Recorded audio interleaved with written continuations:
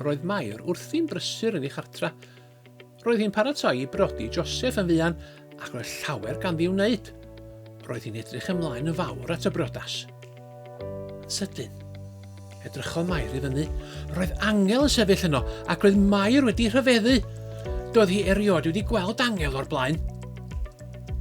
Paid â bod ofyn, Mair, medda'r Angel. Mae gen i negas bwysig i ti. Mae Duw wedi dy ddewis di i gael babi arbennig iawn. Mab Duw fydd y bachgen bach. Roedd Mair ddim yn deall. Ond beth am ein prodas ni? Holodd. Gwynodd yr Angel. Paid â phoeni. Mae Duw yn gwybod am hynny, meddai. Yna, diflannodd yr Angel. Meddyliodd Mair am neges yr Angel. Byddai mab Duw yn cael ei eni'n fuan ac roedd hi wedi cael ei dewis i fod yn fam iddo. Rhyfeddol. Canodd Mair yn hapus wrth i ddiweithio. Beth oedd ei Joseph yn ei ddweud pan glywai ei newyddion tybed?